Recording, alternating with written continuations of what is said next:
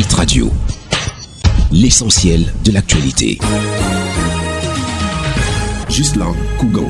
Le point sur l'actualité, bienvenue à tous. Extrême Nord branle le bas des ministres plusieurs jours après des inondations qui ont fait une quinzaine de morts. Sous le feu des critiques, notamment sur les réseaux sociaux, pour leur inaction face aux inondations dans l'extrême Nord, plusieurs membres du gouvernement camerounais se sont mobilisés. Parmi eux, le ministre de l'Habitat et du Développement urbain, Célestine Kétia-Cortez, qui lors de sa visite a distribué des denrées alimentaires et des produits de première nécessité. Un geste critiqué par ceux qui estiment que l'urgence réside dans les infrastructures et non dans l'aide humanitaire. Le ministre de l'administration territoriale, Paul Atangandi, a pour sa part tenu une conférence de presse pour annoncer des mesures urgentes prises par le couple présidentiel, dont le déblocage d'un fonds d'urgence de 350 millions de francs CFA pour soulager les populations touchées. Des fournitures de base telles que des couvertures, des moustiquaires et de la nourriture ont également été prévues. Certains internautes ont critiqué le volume de cette enveloppe en rappelant que le MINAT avait alloué plus de 600 millions de francs CFA à la Turquie en 2023 après un séisme, ce qui suscite des interrogations sur la réactivité face aux crises locales.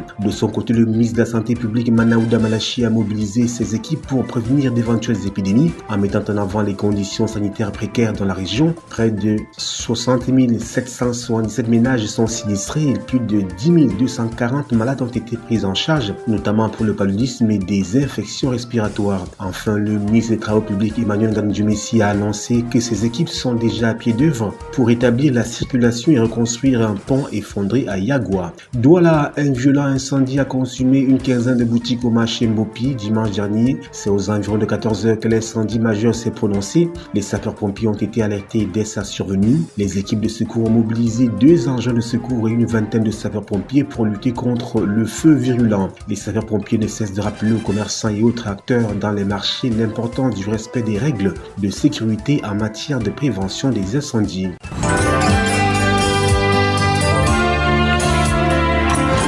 L'actualité internationale. À l'étranger, au Comores, le président Azali Assoumani n'est pas réapparu en public depuis l'attaque au couteau du 13 septembre dernier. Le gouvernement avait pourtant annoncé sa participation à une cérémonie religieuse dimanche soir à Moroni, mais celle-ci s'est déroulée sans lui. D'après Mahmoud Salim Hafi, secrétaire général adjoint du gouvernement, l'absence du chef de l'État est liée à une recommandation médicale.